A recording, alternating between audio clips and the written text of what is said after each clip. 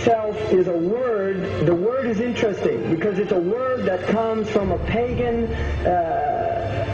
Hollywood is the holy wood, and it was the wood that the magical wands were made out of in the pagan sorcery, magic. And these wands were believed that the sorcerers that possessed them could put people into trances and control them. This is part of, this is symbolic, but it's also important to understand that part of what Hollywood literally does is it puts people into trances. It's a dream state. They call it the dream machine in the United States.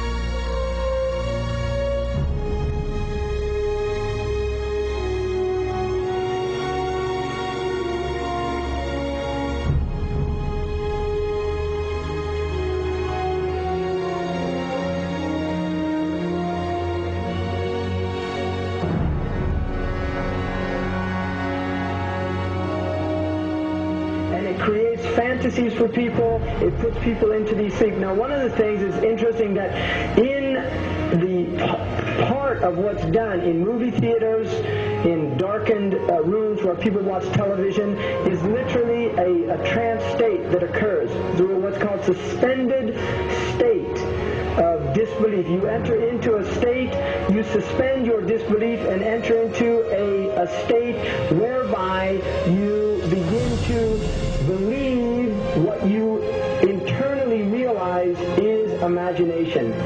It's falsehood. Films are magic. It's just magic. You go and you watch these things and people get caught up in them. People cry during films. All this catharsis that takes place in these things. Many of the films, and this is an important element in the control mechanism, is literally allow people to go and have certain type of catharsis as a purging experience, which Aristotle talks about the necessary element. One of the necessary elements of tragedy is to create this cathartic experience. And this is why a lot of the films, especially also news and things like this is why news is very important in this culture. Everybody watches the news.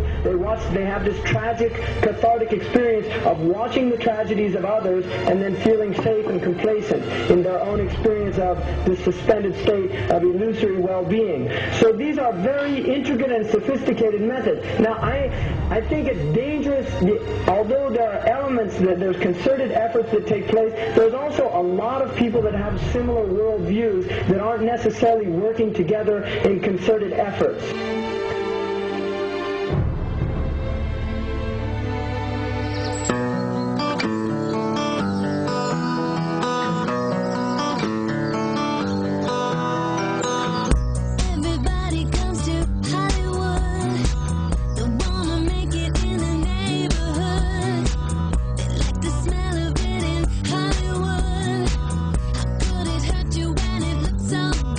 Shine your light now.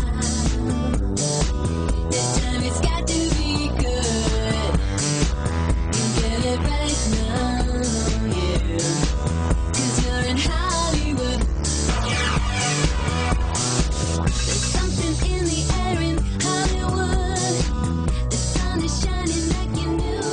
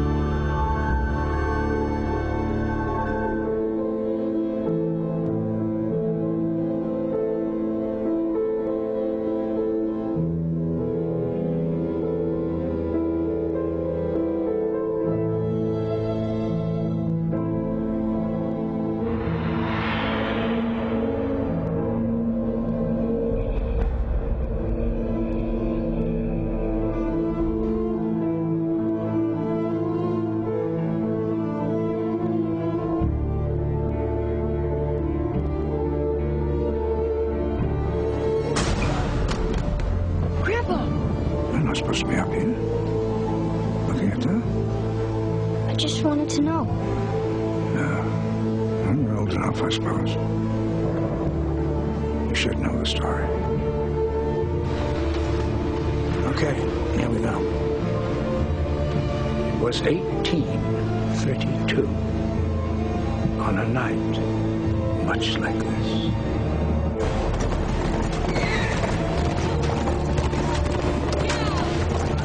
Charles Carroll was the last surviving signer of the Declaration of Independence. He was also a member of a secret society known as the Masons, and he knew he was dying. He woke up his stable boy in the middle of the night and ordered him to take him to the White House to see Andrew Jackson, because it was urgent that he speak to the president. Did he talk to him?